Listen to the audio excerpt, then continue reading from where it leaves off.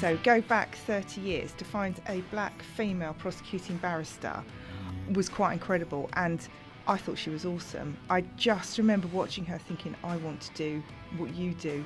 This is it. That was my epiphany. It sort of ignited something in me. I just wanted, it sounds really lame, I want to see justice being done. I loved the firm. I absolutely loved the firm. But I couldn't do things how I wanted to do them. And that's when the slight nonconformist in me started to rail against, well, why does it always have to be done like this? There was no point leaving one traditional firm to start another traditional firm. So it had to be different. And this was my opportunity to do things my way. If you open the doors, the clients will come. And I just stuck to that, absolutely. It's kind of blind faith because it had to work. There wasn't an option because they fear that they won't be good enough, or that they won't get the work, or the clients won't come, or they won't earn the money.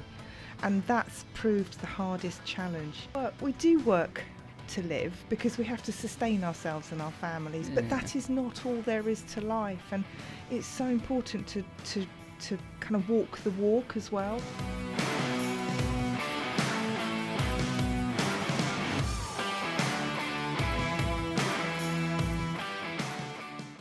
I believe everyone has a story to tell. Through seeking true, authentic insights about the entrepreneurial journey, I provide a platform for our peers to share their stories and inspire those that listen. This is the County Business Talks podcast, produced by H2 Productions. Okay, welcome to another episode of the County Business Talks podcast.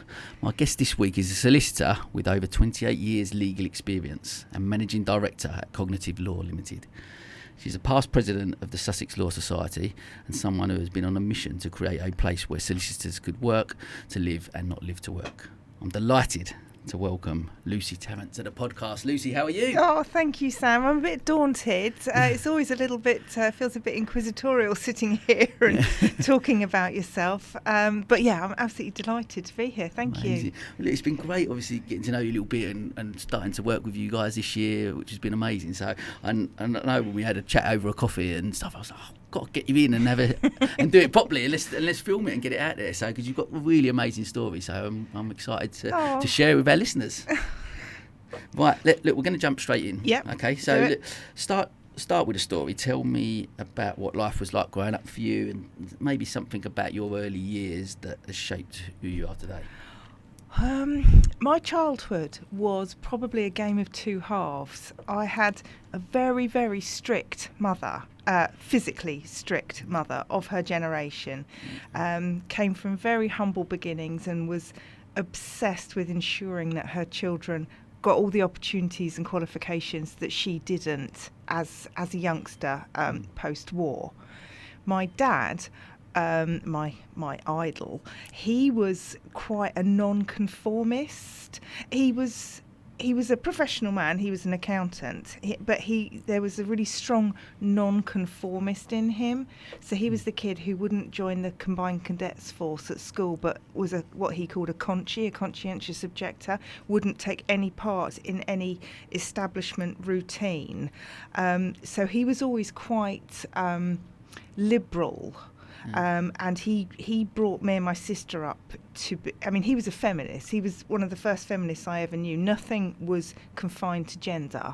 You did everything depending on who you were, not what gender you were. He took us to football, cricket, speedway, you name it. He took us there because he wanted us to, be exposed to whatever, regardless of any sort of gender bias.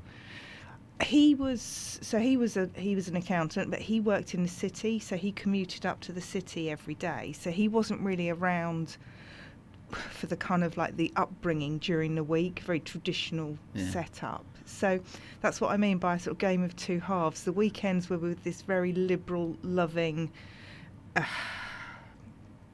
can't think of any other words, but sort of like really all-embracing man, and then a very strict, controlling mother during the week. Wow.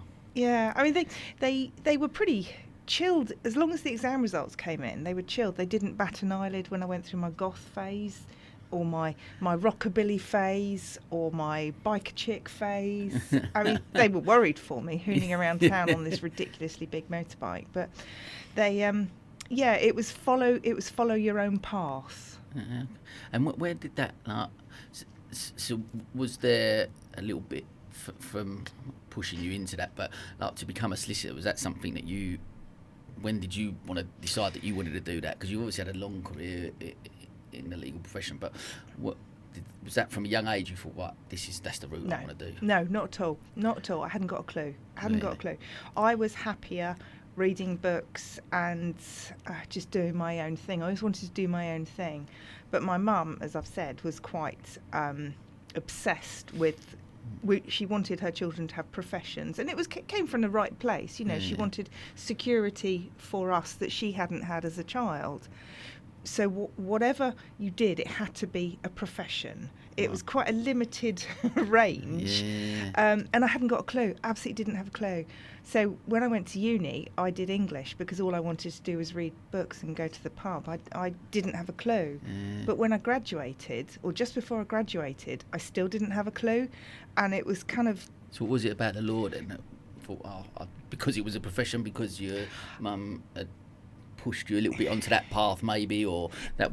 Very much so. There had to be a profession, but I didn't know what profession to choose, and it was a completely chance encounter. I was a witness to a road traffic accident, a fairly minor road traffic accident, while I was in Sussex on a holiday during uni, and I was called as a witness to the magistrates court, and I went there to give my evidence, and the prosecuting barrister, for a start, was female. Secondly, was a black woman. So ethnic minorities are massively underrepresented in the law anyway. So go back 30 years to find a black female prosecuting barrister was quite incredible. And I thought she was awesome. I just remember watching her thinking, I want to do what you do. This is it. That was my epiphany. Wow. And it kind of ticked the professional box, and it also it sort of ignited something in me. I just wanted, it sounds really lame, I want to see justice being done, but I did. And that was it. I love that when there's something in our lives, because there's so many, how many children, how many people come out of school and have no idea what they want to do, but there's a moment sometimes in people's lives where there's that inspirational person or someone that just really stands out that changes your path. Absolutely. She changed my life. Wow. She gave me a direction that I didn't have, and she'll never know this. I've never seen her before or after. She'll never know. Mate, that's such a wonderful story, and listen to you say as well about justice. Like as I said, my wife obviously is a solicitor as well, and she always knew what she wanted to do. Did she? She was different. She always we went to school together, so like 12 or 13 or whatever, writing letters to wanting to go and sit in court, and that's what she's ever wanted to do.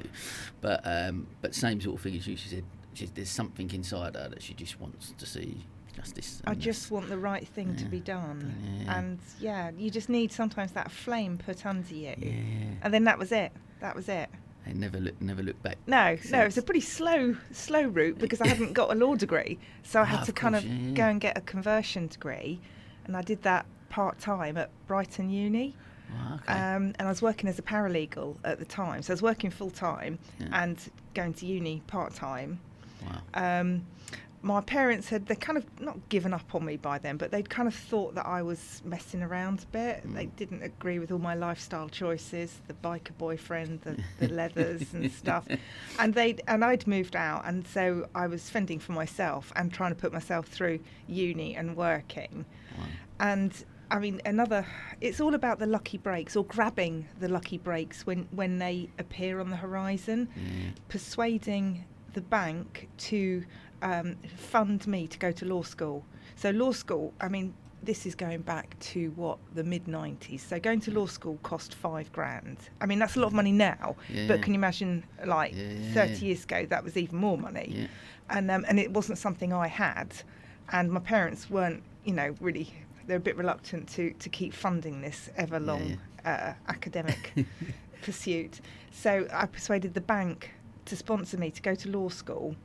And I did that 2 nights a week in Guildford whilst working full-time as a paralegal still. So I'd finish early 2 nights a week, Tuesdays and Thursdays, get in my clapped-out little Beetle, drive to Guildford for 4 or 5 hours, then drive back 2 nights a week for 2 years. Wow. So, yeah, you talk about determination and focus. You had to have it. I had to have it in spades, otherwise it wouldn't have happened. And that's such a, I guess we'll move on to that later, but I guess the same when that comes to running your own business as well. Those type of, that mindset is something that we need in spades, don't we? To run your own business, determination, because it is, and like you say, that laser focus and have that determination, that drive. Yeah. I talked to one of my best friends said to me recently, she said, I was really worried about you during that period. She said, because all you did was work, go to law school, party, and you lived off toast. And she said, I was really worried. I lived in this revoltingly grotty flat in Kemp Town because I had no money. Yeah. And she said, I was really worried about you, but you were just so obsessed. You were going to be a solicitor. I said, well, told you I was going to do it. And here we are, 30 years later. I'll tell you what, I've got to set up a lunch with you and Kelly, because the similarities are such. She was at a place, and she got her company, a new company at Tucker's, who she's actually still at now, over 20 odd years, but got them to fund the legal practice course, and she'd done it part time whilst working full time. Exactly. Oh my God. So it's, I need to meet her. You two she sounds would get like on a kindred amazing. spirit. Yeah, absolutely. You get on. So there's not many of us who've managed to get through that. Yeah. No, absolutely. Because it's like I remember when we was there, it was the cost. Like I just can't not work. And, it's not an option, unfortunately, is it? No. That money, and you're just like in that situation. But that, again, same sort of thing, that tenacious determination it holds you, like you said, in life in general. It's such an amazing sort of quality to have. That's a brilliant. So, well, look, so you've done that. You've got someone you've qualified as a solicitor, and then what then led you to 2014, I believe, that you started Cognitive? What led you to do that? Well, because you become a partner as well over the careers you've had. I worked my way up to partner, and I guess within the law, that is, if you're a solicitor, that is the kind of route. You climb your way up to partnership. That is the dizzy height that you're striving to achieve. Yeah. But for me, when I got there, I loved the firm. I absolutely loved the firm. But I couldn't do things how I wanted to do them. And that's when the slight nonconformist in me started to rail against, well, why does it always have to be done like this? Why do I have to come into the office, 9 till 6 every day? Why do I have to wear a suit? Why can't I go home when I'm feeling unproductive? Why can't I don't know, why can't I just do what I want to do? Still within the confines of being a professional person. And still delivering and doing your job. Absolutely, but there were just things that I just started thinking, I want to do it my way. But you can't, because, in a big practice, it's a bit like a sort of like a steamship trying to turn or steer the direction. You can't do it very quickly. I wanted to be more reactive. I wanted to do things my way. I tell you what I found, like when we initially spoke, I think the first time we sat down and had a coffee, and what I really took from the conversation, which was brilliant really, was how, I guess, like, we go back to 2014, we come on to sort of lockdown and stuff, and I remember sort of talking to you about, what happened with lockdown. You said, actually, for us, we put so much. The reason I started the firm was to put this flexibility sort of in place to allow it. So actually, for us, not huge amounts of change, because we'd already created. So almost like our visionary you were for this is how really. Actually, we can all work like this. It is different from the norm. We don't have to sit, because I could never understand that. Not for any profession actually. No. But the only reason that you're working is because you're sitting in front of me working from 9 till 5. You're clocking in and clocking out. Like you said, some people are early risers. Some people go at night owls and they work more productive at that time. Like, actually, we don't. It's just because we always do what we've done. Absolutely, don't we? And I always felt, rightly or wrongly, it felt like you don't trust me to do the work. I am a grown up. I can do the work, and I will still perform at a really high level, but why can't I do it my way? But you can't behave like that in a bigger firm. That's just not acceptable. Sure. So when I got the opportunity, so my former business partner, Stuart Gillespie, who, as you know, passed away last year, I owe sitting here now to him, because if it wasn't for him, I would not have done this. Because he actually came to me in 2012 and suggested it, and I wasn't in the right space. And am I right? Was he not He wasn't a solicitor, no. Yeah. He owned a group of recruitment companies, but he was incredibly entrepreneurial and visionary. And he had, one of his recruitment companies was a legal recruitment company, and he had seen some of the original challenger firms like Gunnar Cook and Setfords and Keystone set up these sort of disparate practices, and he wanted to do it. He was such a brilliant entrepreneur. He wanted to try something completely different, but he needed a solicitor to do it with. So he approached me in 2012, and I wasn't ready, mentally wasn't ready. And he approached me. Were you still a partner at that point? Yeah, I was still a partner, but I'd What been. do you think held you back then? At the end of the 20? I was a lone parent for about 6 years, and it flips both ways. It's the reason I wanted to leave, but it was also the reason I had to stay, because when you're on your own and you're the sole breadwinner and everything depends on you, you have to have an income, you have to have that security for your child, and that's what being a partner provided for me. But the flip side was that I was struggling to cope mentally and emotionally, because I was all things to my daughter.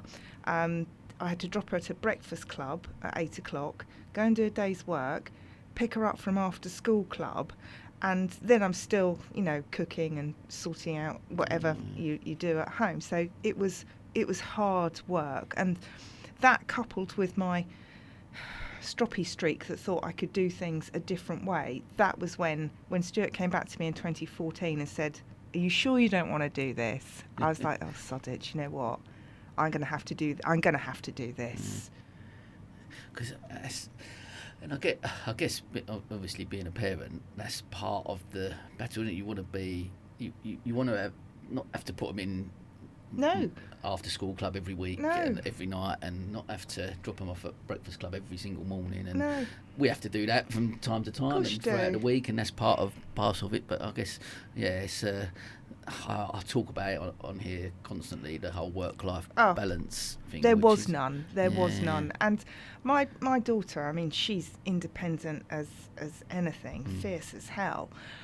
And she, I mean, we talk about it quite a lot. She doesn't begrudge it at all. She used to laugh at the time, "Oh yeah, I'm the first one in the morning and I'm the last one out at night." She said, and she still says it now, I know you had to do it. I know you had no choice to give me what you gave me. But I didn't want to. I wanted to be able to pick her up, or take her shopping, or go for afternoon tea, whatever. I wanted to do it with her. Yeah.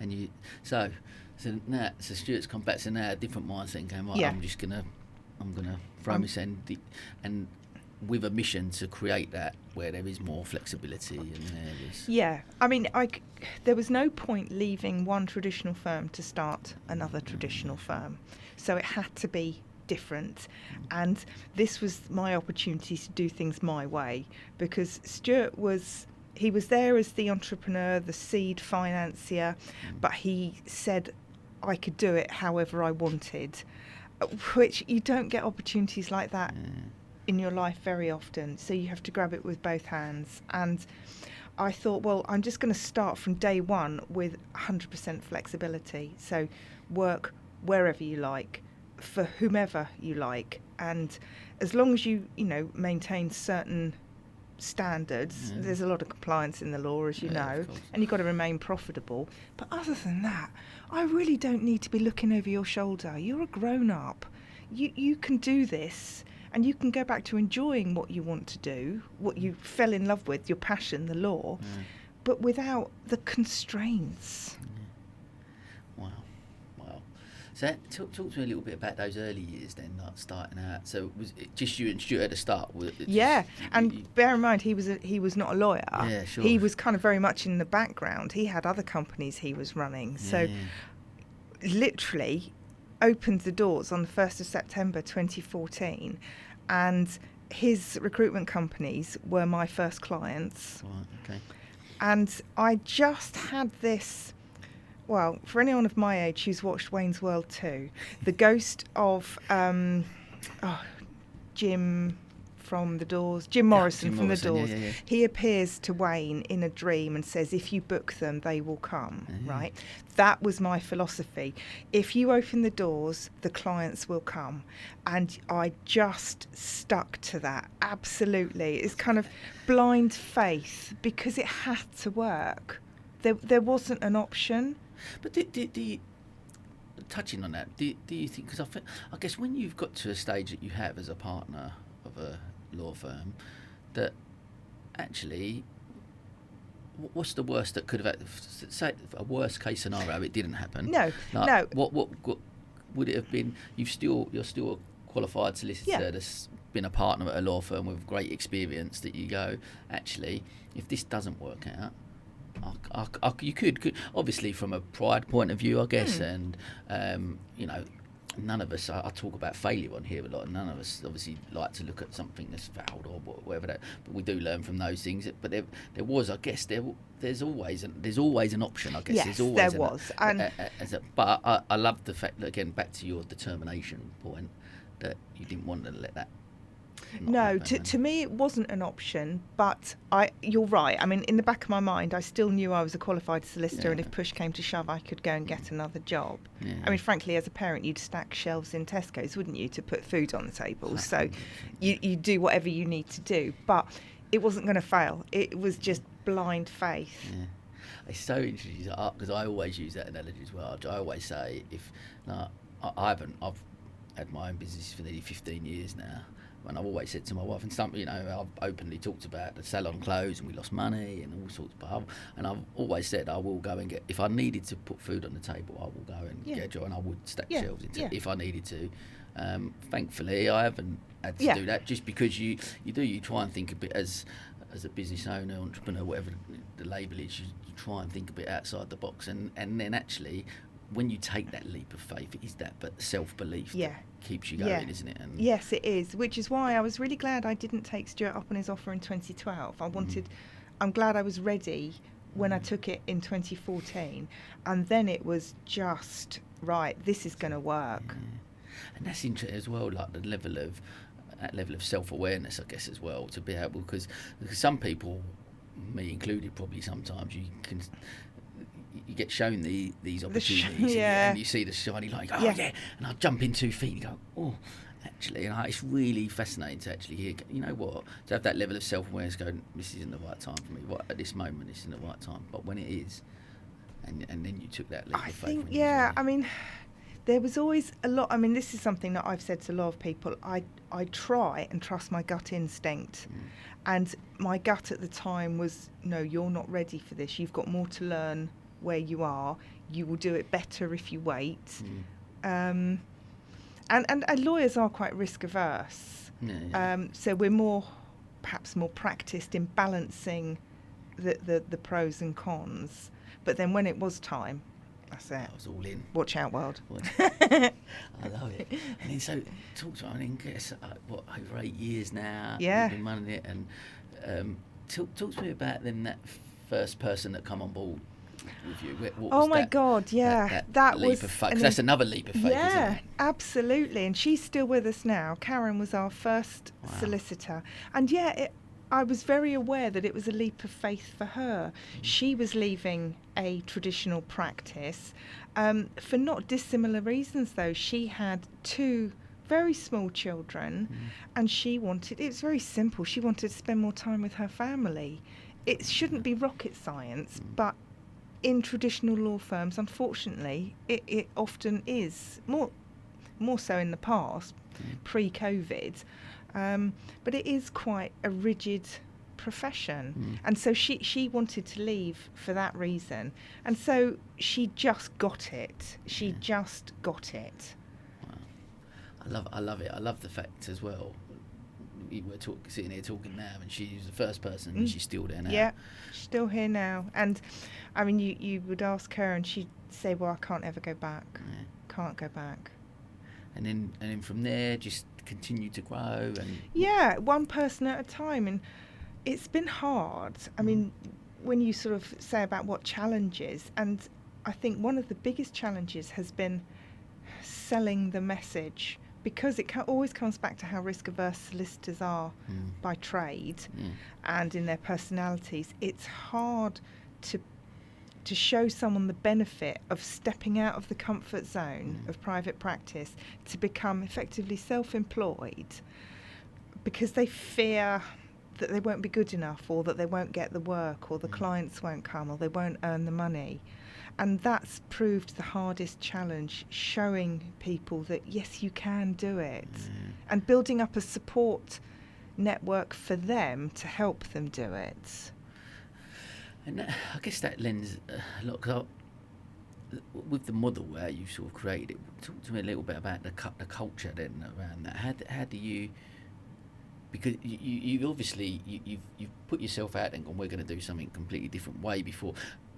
A lot of firms are trying to, I guess, catch up with you now and look at it and go, COVID was a big thing for that. They hit hard and gone, actually, how Lucy's been doing it, so perhaps we should all there is a lot. There are a lot more out there now. But looking at that in that sense and how visionary you were back then, so but with that and that sort of self-employed type, or the way you've sort of created the model there, talk to me about the culture within cognitive law. Or what?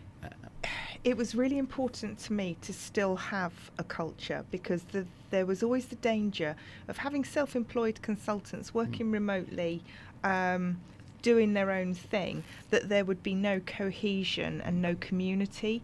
But that's also such a big part of working in a firm, isn't it? The people that you work with, and we still learn from each other the whole time. But so I wanted it to I wanted to grow something that was collegiate but hands off, and that was quite hard at the beginning, because if somebody's self-employed, you can't tell them what to do. You have to put the systems in place to allow them to work to their best level, but offering them a sort of a support blanket as well. But it's up to them if they take it.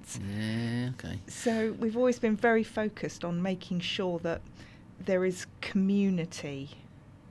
Because that's such a, again, like, I've talked, especially since COVID over the last couple of years, I've talked on here a lot about the whole people working from home, people being in the office, and the difference between those type of things and how that, what that looks like. And you're right, especially I guess younger people coming through, and even those water cooler moments, just that, that quick question you're going to ask, you necessarily if you're at home, you're not going to do that on Zoom and ask that question. So you do, and actually where me and you talked about this before, about being people that we like being out in the environment, like being around, surrounding ourselves with people and going to different events and stuff like that. I think the complete remoteness of everyone working from home completely, you do lose that a little bit. I completely agree. Completely agree. It is a certain type of person, and so our model tends to attract those who are more qualified, more experienced, so they are comfortable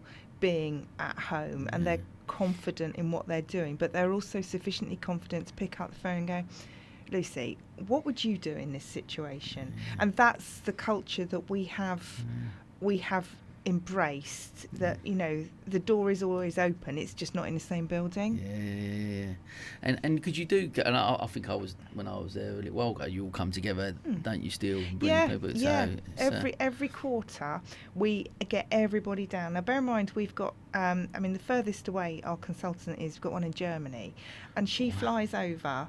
And we all get together and we have a meeting, some training, and then we go out and get something to eat and have a few drinks. And it's so important, so that you still feel like you're part of something. So how many are you now? How many? 15 solicitors and 5 head office sort of support. And everybody works flexibly. So we still need a couple of people in the office because the phones and the post, course, the boring things. But they work their own hours, and everybody else is completely flexible. So accounts, our accounts manager, Alex, she's flexible. In fact, she's moving to Spain. And she said to me, when she was thinking about it, she said, can I still work for you if I move to Spain with my husband? I said, yeah, of course you can. She goes, good, because I told Derek I wouldn't move unless you said it was okay, because I love working how I do. So she's an early bird. She gets up at 5 o'clock in the morning, does a couple of hours work, does whatever she does during the day, and then logs back on 4 or 5 o'clock in the evening and does the rest of the day. I mean, you couldn't do that otherwise. And so she, I said, of course you can do it from Spain. You can do it from anywhere. That's such a brilliant way of work. Because like you said, it is just changing people's lives in the sense that you go, this is what the traditional way is doing it, and we're going to break that mould and change it, and giving that flexibility to people to just be able to go. Because you can get up and, like you say, I guess go and work anywhere in the world. Well, you literally can. So Jane, who works in Germany, it's no different whatsoever to her being in the office next door. If I've got a problem, I phone her or I email her. It's no different. Okay, I just wanted to say something about one of our sponsors, Preston Insurance Brokers. Insurance is all about peace of mind, making sure that you're protected no matter what.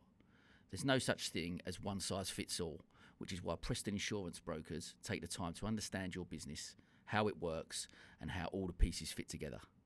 Because they understand your needs and whatever risks your business faces, they can offer you bespoke insurance cover to help your business grow with confidence. Always safe in the knowledge that should the worst ever happen, they'll be here to help you weather the storm. Protecting businesses for over a decade, Preston Insurance Brokers will ensure that you're always in safe hands. No one on the team have been looking after all my business insurance for many years and offer a truly fantastic personal service. To find out more, contact the team at www.prestoninsurancebrokers.co.uk. Your business, your insurance. Okay, back to the podcast. Look, talk to me then. We sort of touched on a little bit there, but some of the challenge, running a business is tough as it can be, but going out and putting yourself out there to not only run your own business, but to change the status quo a little bit and do something a little, push the boundaries and do something a bit different. Talk to me about over the last 8 years of some of the challenges that you have faced. And well, I won't be the only business owner to say that running a business on your own is a lonely place, and you don't know what you don't know. I'm quite comfortable saying I know I don't know a lot of things, but you don't know what you don't know. So that was a challenge, and I had Stuart mentoring me business-wise, which was invaluable. But he'd never worked in a professional practice, so we started to diverge a little bit as to where we wanted to go with the practice. So he, as the entrepreneur, he saw it as a business venture, a kind of like a money-making venture, which, is absolutely fair enough.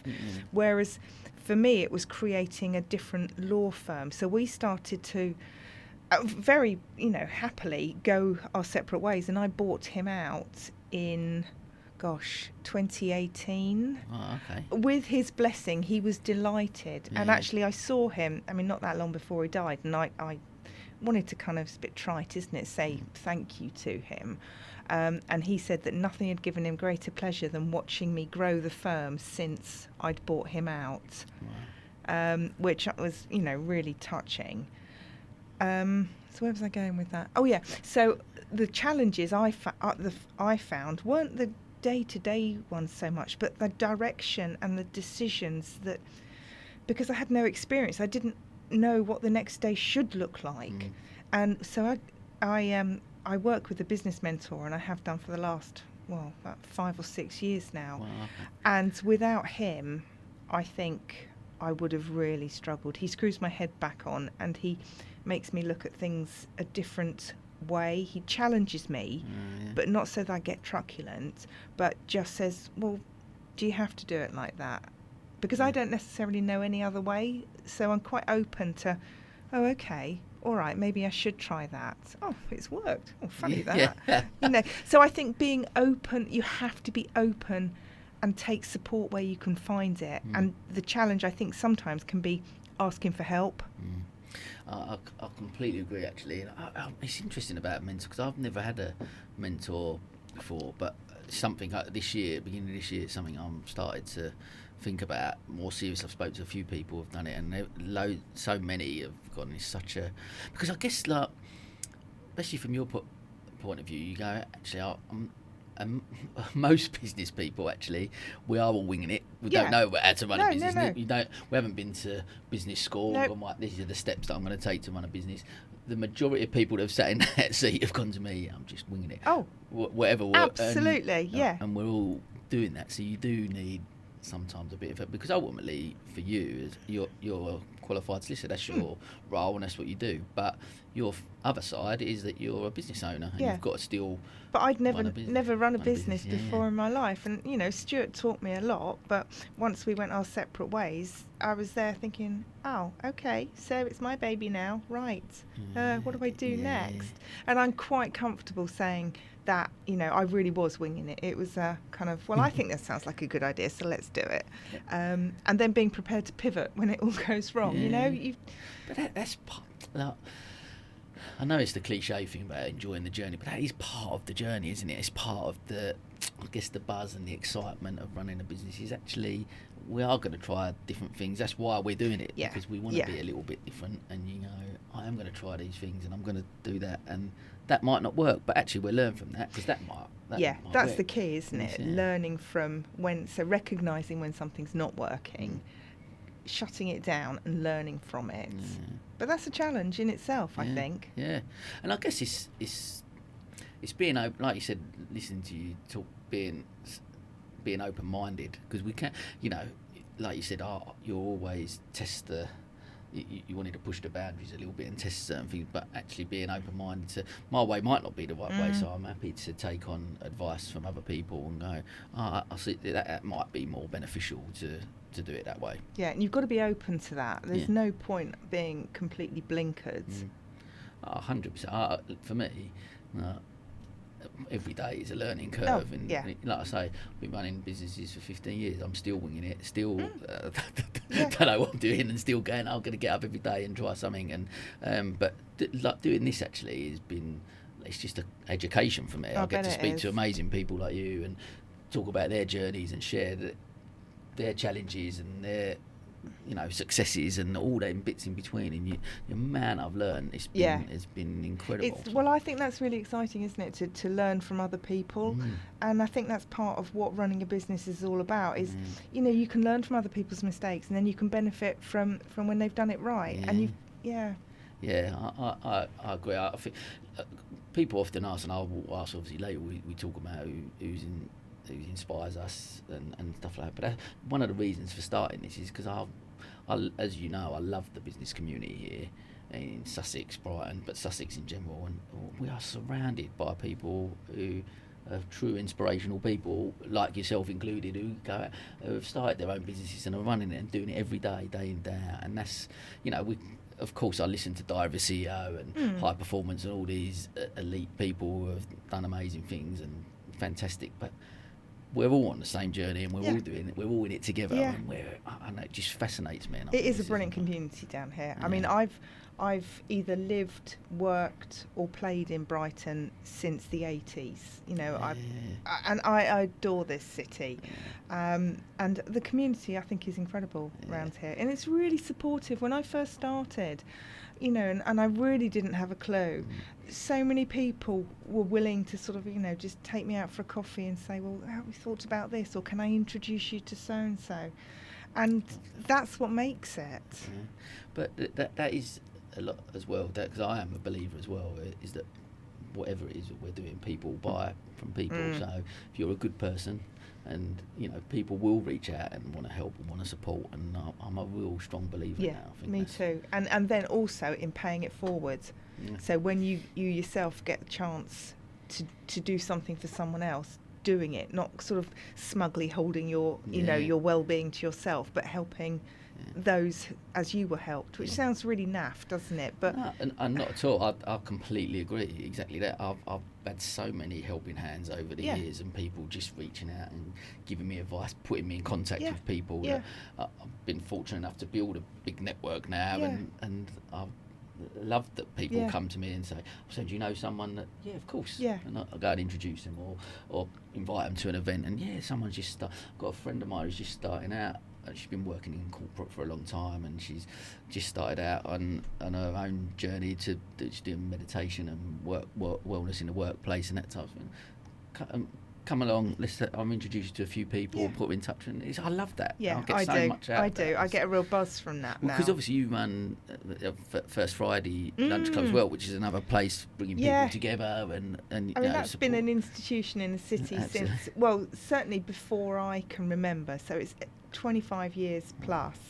And I mean, I've always thought that was really lovely because it's really just chilled, and all the local professionals getting together, mainly gossiping, drinking.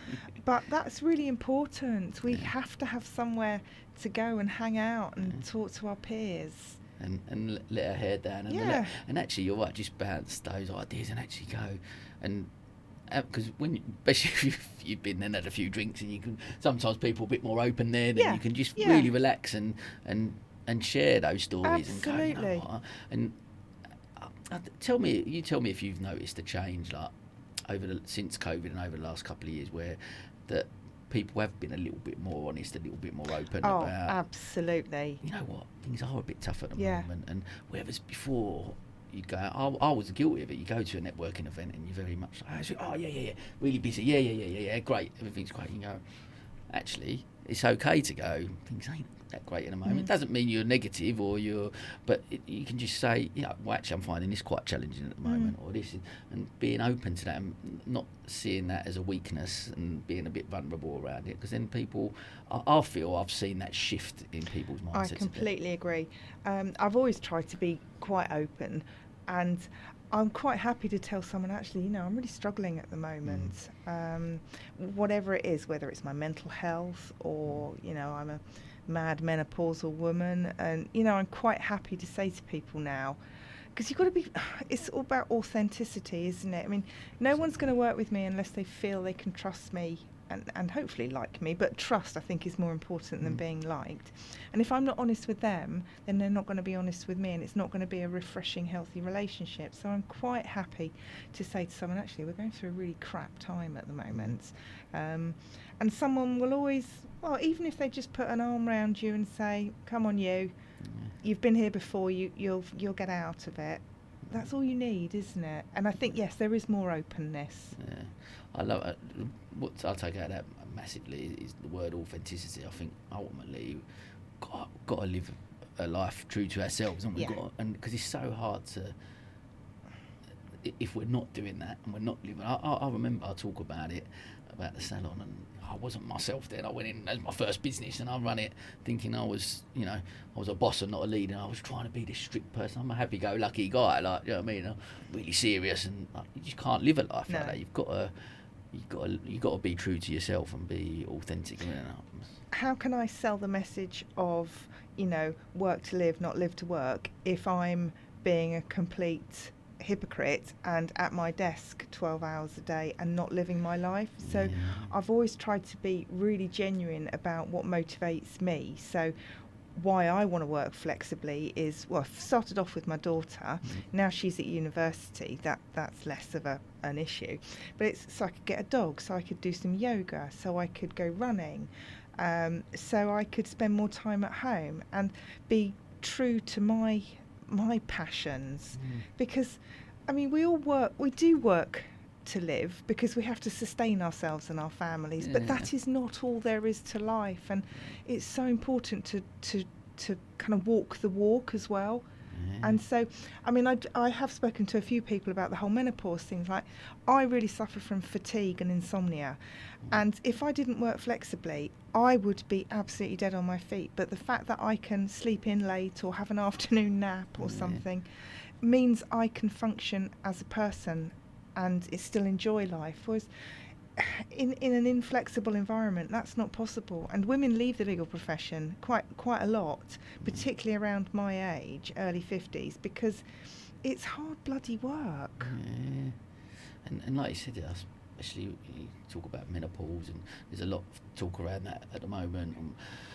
again, in a great way that people are being more open about it, Yeah. because actually there are that situation, hormones and stuff that you, unless that's addressed as well. But like you said, from an employee point of view, I've been talking with Carol Gillian-Smith, she's the doctor or founder at the Agora Clinic, obviously does fertility and stuff, but she does a lot of talks around menopause, and we're talking about doing some stuff around that, and actually bringing it into more of the workplace, making it more of an open conversation. Because like you say, how many potentially women haven't addressed that situation, might leave the profession because they haven't got... Well, I mean, statistically, more women will go through the menopause than have babies, right? But every company will have a maternity policy, and they will have that process mapped out. But, get to your 50s and you talk about the menopause, and I mean, we never used to talk about it at all. I did not know what was going to hit me, and that all of my girlfriends say the same thing. And if we don't talk about it and educate, open amongst ourselves, but also educate everyone else in the workplace. From again, I 100% agree, and I think actually, like, preparing people for what potentially is going to happen, and because it happens to people maybe sometimes who are younger as well, and early 50s, and that can come about. But similar with fertility as well. I think the lack of education around those subjects at a younger age as well, like whether you go into schools or whether you young adults, whatever that looks like. But actually, one thing is really important, to start the conversation and make it more accessible. It's not a taboo subject. Let's talk openly about it on here, and talk about menopause, talk about fertility issues and stuff like that, because if they're not addressed and it is that taboo subject, people won't be open and won't. Because I remember when we had a long... obviously the reason I know the Agora is because we had the kids through IVF, so I know that really well. But we had a massive long journey, and it hit Kelly like a ton of bricks when we had miscarriages and ectopic pregnancies, because up until then, everything she wanted in life, she'd work. If I work hard, I'm going to get there. Yeah. And you don't expect them nature's sort of cruel joke. And it's the only way. And when you start opening up them conversations and talk about it, actually go, well, 1 in 3 people have had a miscarriage. Wow, I'm surrounded by people. Why don't people talk about it? And I think creating workplaces and creating different environments where people can talk more openly, I think is going to be... that's what it's all about, isn't it? Just giving people a safe space to have those conversations. No, I agree. Well, I want to touch on as well about the work-life balance. You mentioned just there about the walk the walk, talk the talk things. I do want to delve into that a little bit around the... You obviously, because you set out, I wanted to create a place where solicitors could work to live and not live to work. Do you feel that actually you've really created that with all the people you've got there, but for yourself, like, do I live by it? Do you live by it? That's what I'm really keen to, because it's something we all struggle with, right? And getting that balance right. It's not as easy as I would like to make it sound. It really isn't, because I talk to some of my consultants and they say, I don't know how you do it, because I'm still fee earning and I'm running the practice. And they say, well, you've created this environment where all we have to do is just do our client work and then go and play golf, whereas you do that and you're running the firm. And that has been a challenge, because a bit like anyone, I think, who builds a business, there is a slight egotistical, well, only I can do this. I know what I'm doing. I know what needs to be done. We'll do it my way. And you have to have that within you, otherwise you wouldn't have the drive. Yeah, absolutely. But it's also easy for that to flip over into, well, no one else can do it, so I've got to do everything. And you can be, I have had experiences of, being a bit of a martyr to it.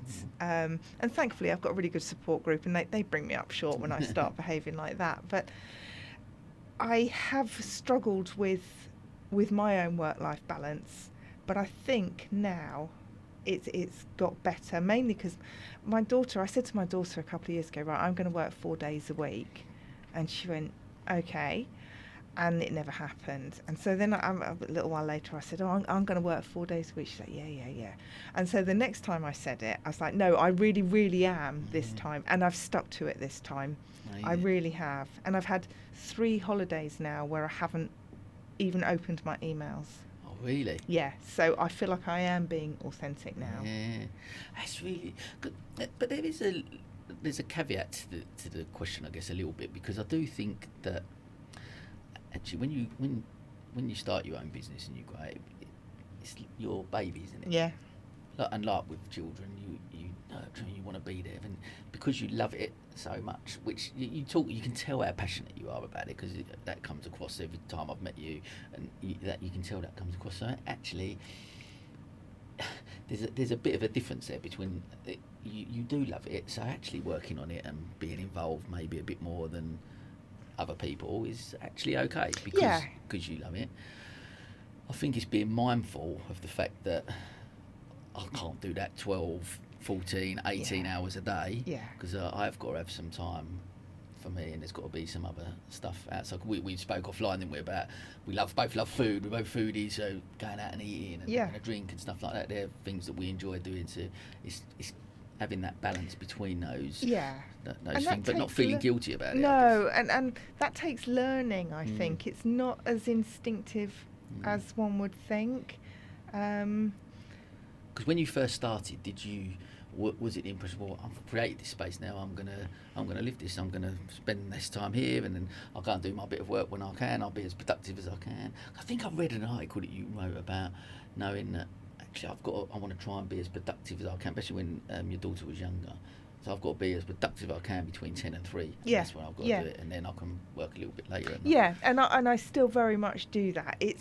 I don't mind hard work, not afraid of that, but it was on my terms. So I could bust a gut between 10 and 3, but that was fine, because then after I'd spend the afternoon and the evening with her, and then when she'd gone to bed, there's no resentment to doing another 2 or 3 hours work. That's what I mean about doing it on your own terms. Yeah, and I think that's it. It's just tapping it, and everyone is different, aren't they? Some people are not going to be able to work late at night because they just switch off and they're not productive. Other people will, like you said, your accountants, she's up in the morning and at 5 o'clock in the morning, and as I am, you can get on and sometimes get so much done in that short space. Do you know what? One of my favourite times to work, and this is really sad, is at the weekends, because the emails don't come in and you can clear so much work. But then the trade-off will be I won't work on Monday, and I'll go off and do my thing, and I'll enjoy a really nice, quiet, Lucy day.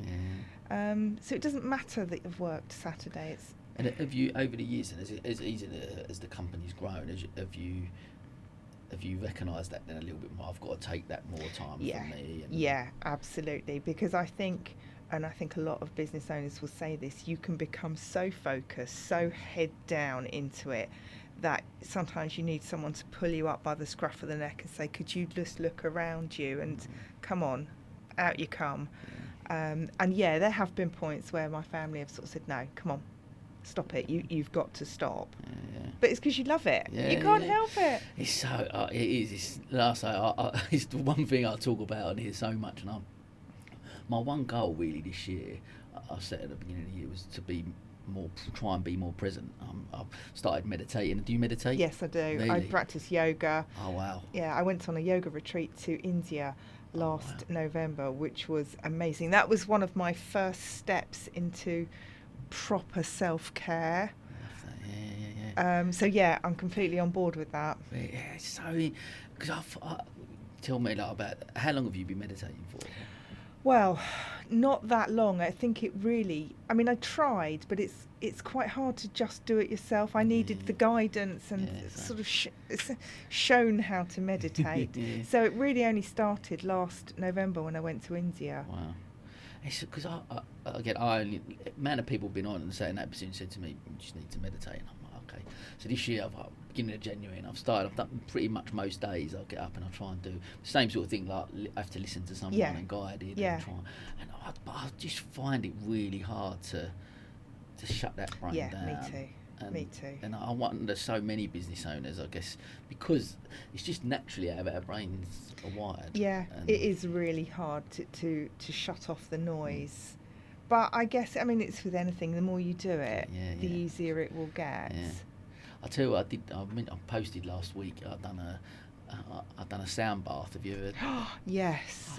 Oh my God, they're beautiful, aren't they? blew me away. Really? This was the first time, I can honestly hand on heart say, for the first time I understood what meditation was. Yeah. Because the person who was doing it with me, my friend Carter, she was. I went into that state where I could hear her constantly. I was really present. Yeah. I was in the moment. Every time she spoke to me, I breathed deeply and I was there. But I felt like I was floating, and my mind was dreaming almost. Yeah. And it was quite a magical experience actually. And that I felt was, this is what meditation is. And then I tried to do it on my own. I'm like, not quite the same. No, I mean, that is an incredible. It gives you something to focus on, and it kind of blocks out. I don't know, it almost creates a sound barrier, doesn't it? And stops all the chatter and gives you the focus of the sound bath. Oh, beautiful. Yeah. We're in. Sound baths are the way forward. Look, I want to move on. I asked this question quite because obviously the narrative around success and what that looks like to people. So throughout your story, obviously you talk about, your journey, where you've been, where you are now, and where you're sort of going. But how do you define success? What's success to you? Oh gosh, I didn't know you were going to ask me that, Sam. I think for me it's actually personal happiness, because I think it's really easy to work hard and achieve a status or a perceived financial goal, but this sounds really woo, doesn't it? It's the internal happiness that means most to me. It's the enjoying what I do at work, enjoying the time I'm not at work, and feeling fulfilled by both. So it's not about earning loads of money or, everyone telling you what a roaring success you are. It's about feeling that self-fulfillment for me. I set out with a goal which I wouldn't say I've achieved it yet, but I'm happy on my path to achieving it. But I'm also happy with how the rest of my life now sits with me. Love that. I completely agree, and it's so lovely to hear you say it, because there is still the narrative that someone's success is based on their financial status, isn't it? I think that's what... That doesn't really interest me desperately much. I've never been one for a flash car or, designer labels. That doesn't really interest me. So my next project, my next piece of fulfillment is we're buying a camper van, which is, well, it could be a midlife crisis, but actually it just feeds into what's going to make me happy. And so I suppose, some people at my age would go off and buy a sports car or a designer label, whatever. But no, I just want to go off with my husband and my dog and drive round and be chilled. Amazing. Because they're experiences, aren't they? They're the things. You can't buy those. You really can't. And I love that. It's about the memories and the experiences. It's not about, You mentioned there about, I've got this goal in mind and that I'm on the path to achieving. What is that? What is that ultimate goal? Ultimately, I would like to exit the business. It's also no secret that I would like to apply to the judiciary. I've already tried and failed once. I've applied to be a deputy district judge. I'm quite happy to admit my failure, but I will keep trying. That's really quite important to me. That's my kind of next step on the seeing justice being done journey for me. I'd really like to become a part-time deputy district judge, so that's my next professional goal. Kind of easing out of running the business and then easing into the judiciary if they'll have me. Amazing. Exactly the same as where Kelly is. She's applied and failed. Oh, as well, has she? Oh, you see, I need to go and so have a few drinks with Kelly because absolutely. we need to swap stories. Yeah. Oh, but that's her ultimate dream, her goal is exactly that. She'd love to be a judge, and that's amazing. So lovely to, wow. Awesome. Well, look, so you've sort of answered that next question. I guess that is what the future holds for you. I mean, I can't ever see me leaving the law, but I don't want to keep practicing on and on and on. I'd like to sort of mix it up a bit, so downplay the firm and upgrade the judge side. When you say it, would you still be involved in the firm? Would you do you see coming out completely and letting the next generation money, or? I suppose if I was really business minded, I would tell you I had this exit plan and that I'm going to sell it in 2018 or whatever. I don't know. I'm a bit opportunistic. I'm going to keep going until there will be a moment, and I don't know what it'll be, but something will happen, and it'll either be an offer to buy or somebody coming in to do what I do and helping me step out. I don't know what it'll look like, but it'll present itself when it's ready. Amazing. Lucy, it's been so lovely chatting to you. It really has. It's been lovely hearing your journey and story, and it's fascinating. Listen, like I say, talking to you and seeing the passion that you've got for it and the enthusiasm and the energy that you provide is amazing. So I'm going to, as always, I'm going to finish with our quick fire questions. Oh God, okay. These ones at you. So this is where I failed completely, isn't it? Yeah. One piece of advice do you give to your teenage self? Oh, my teenage self is be true to yourself and just do you. Brilliant. Who has inspired you in your career and why? Do you know what? It's my dad. So I lost my dad last year, so there's been a lot of thinking and processing what he gave to me in life. And he gave me that you do you, but also, within the confines and the structures of what's morally and societally right, but just be your best you. Lovely. Can you recommend a book or a podcast to our listeners that has had an impact or influenced you?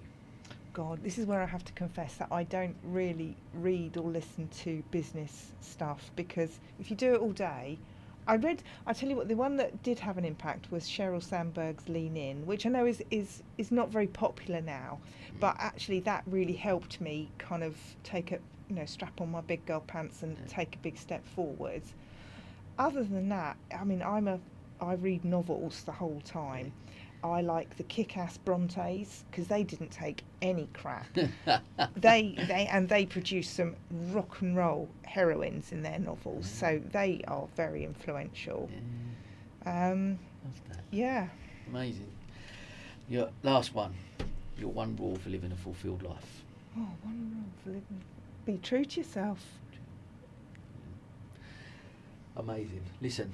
What a brilliant episode. Oh, bless thank you so much for coming on. And it's been great getting to know. How strange when we actually finally sat down and had a coffee together. We said how many times we've gone at the same things, and people said, "Oh, you need to speak to Lucy," etc. I know, and now we have, and I'm so glad we have. I can't wait to meet your wife as well. 100%, we've got to set that up. Wow, the similarities. Yeah, it's quite shocking, isn't Absolutely. it? Yeah. But listen, thank you so much for your time and sharing your stories. So welcome. Thanks, Sam. And that, as they say, is a wrap.